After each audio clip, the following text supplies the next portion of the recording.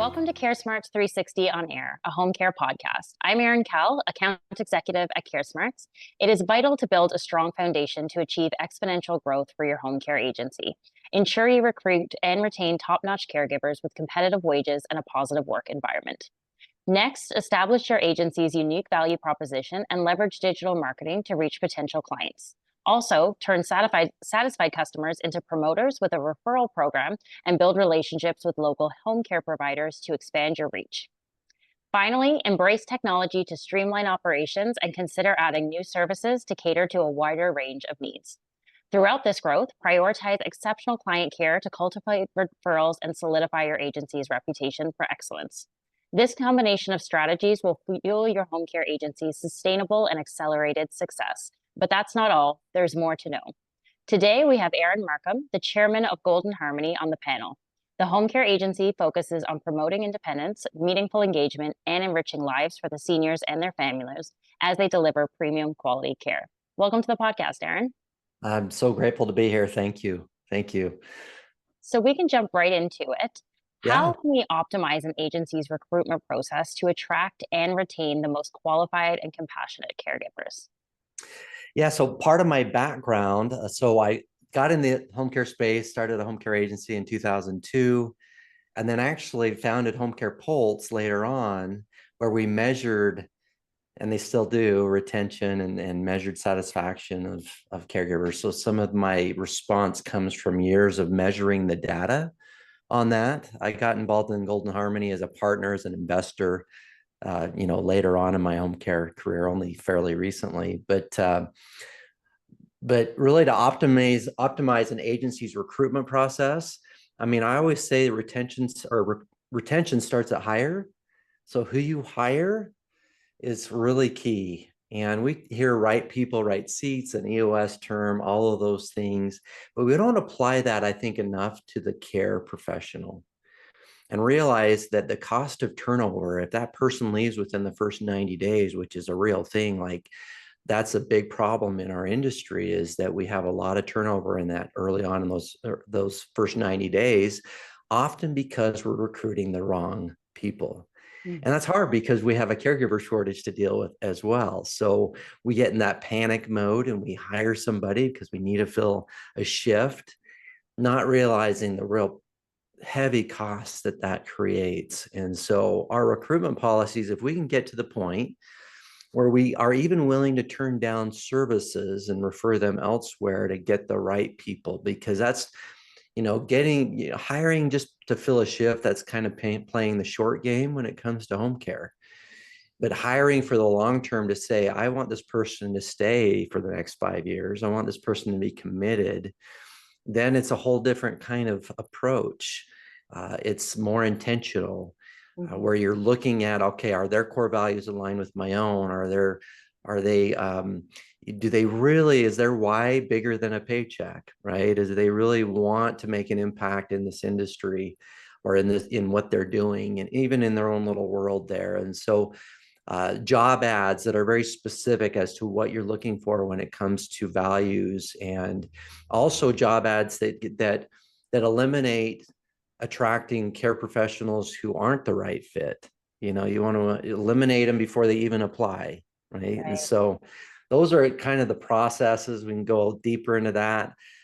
Open houses every week, so you're constantly keeping the bench full, I think, is a great practice that we've incorporated at Golden Harmony. I incorporated it way back when I started my first home care agency. And then, just taking longer on the interviews. I think we shorten these interviews in such a way we're really not getting to know how they handle certain situations.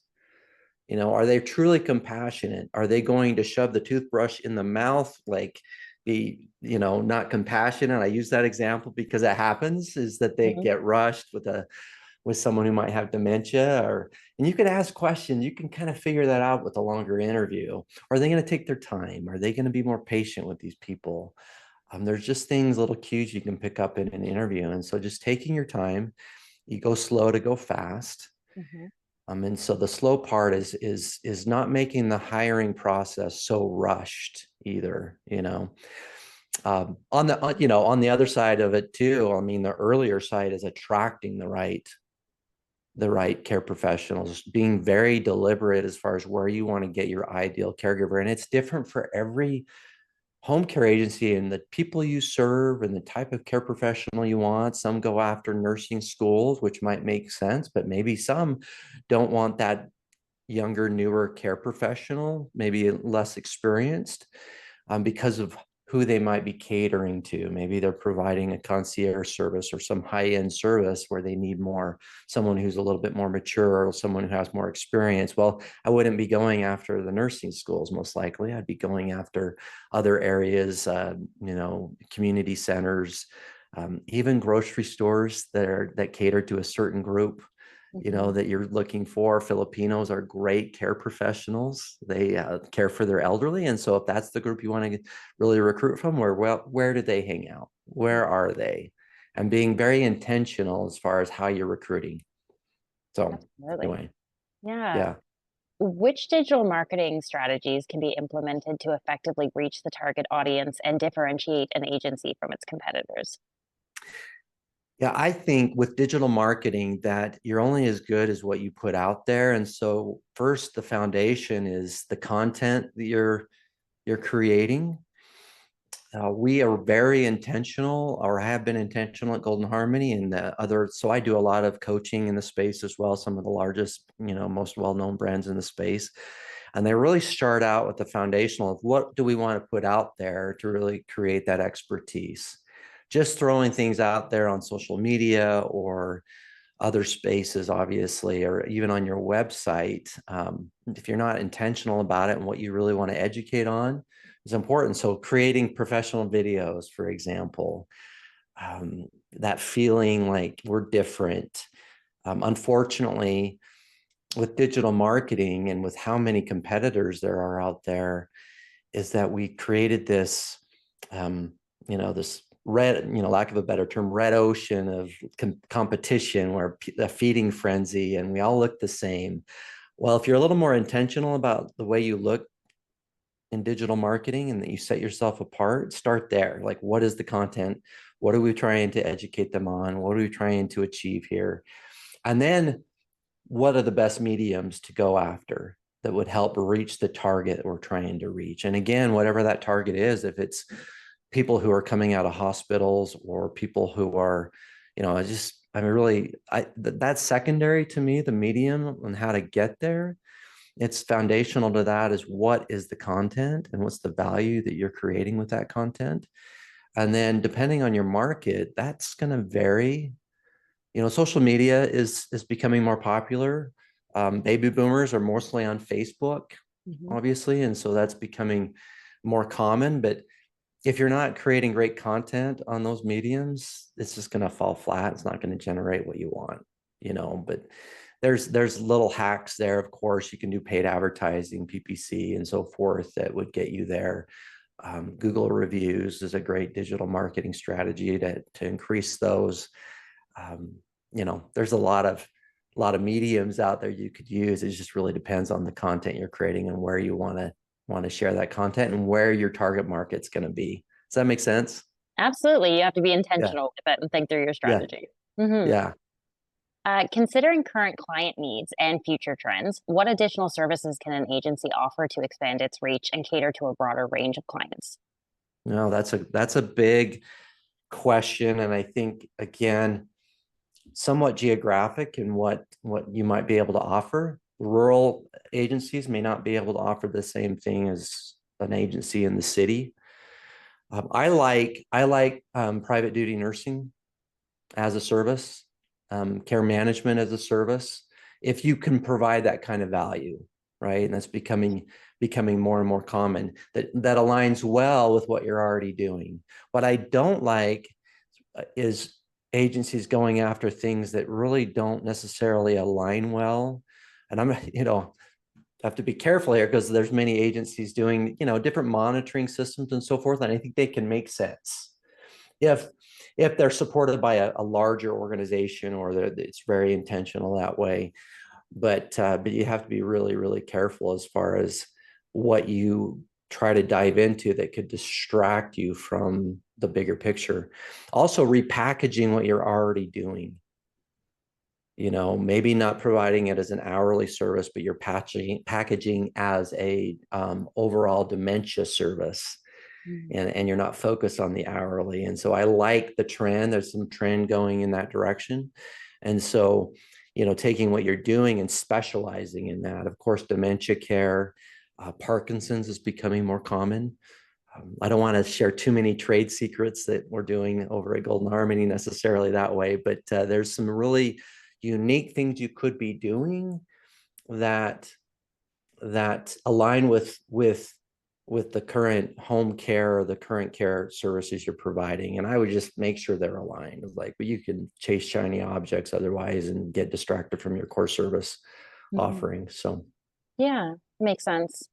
Are there opportunities to contract with new insurance companies or government programs to increase an agency's client base and revenue potential?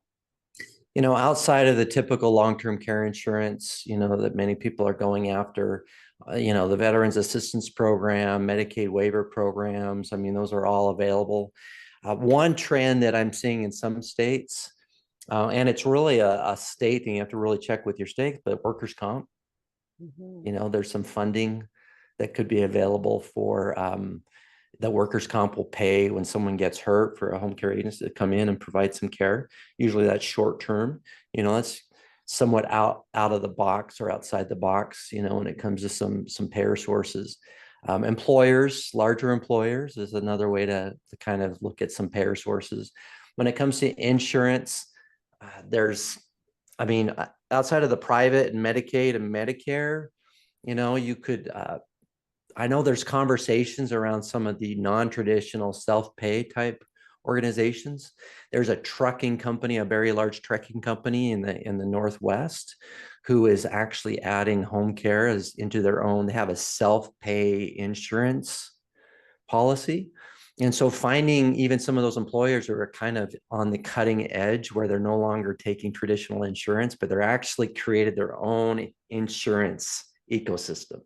Right. Where they're actually providing their own insurance, paying for their own insurance. It's really a unique model. And they're allowing some unique benefits that they wouldn't otherwise get with a traditional insurance company. So it's, and you just have to you have to go out and find those kind of unique companies who are adding benefits you normally wouldn't see in a typical business.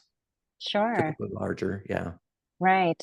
And you touched on this a little bit earlier, but how can an agency owner ensure that they maintain their focus on exceptional client care while strategically pursuing accelerated growth to achieve a sustainable and successful future?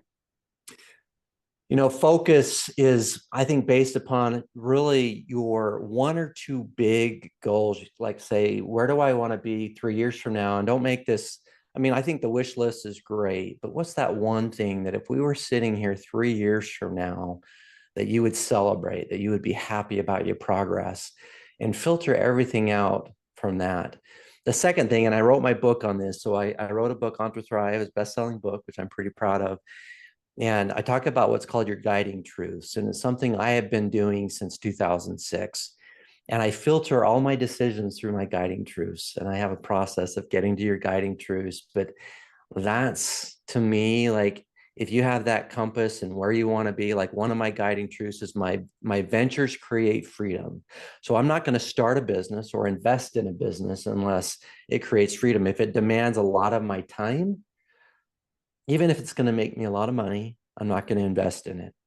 And so having that kind of filter in which you focus, and it also helps me focus on what's the most important things right now. And so if you have that one big goal, and not 20 goals that are really important to you, but the one really, really important goal, and you filter everything by it, say, does that support that bigger goal? If not, toss it aside, right? It's not as important. So, Right. yeah. Absolutely. Well, thank you, Aaron, for sharing these great insights. I'm sure the audience got in-depth knowledge about how to achieve accelerated growth for a home care agency. And to you, my wonderful audience, thank you for tuning in. Until the next episode, this is Aaron Cowell signing off.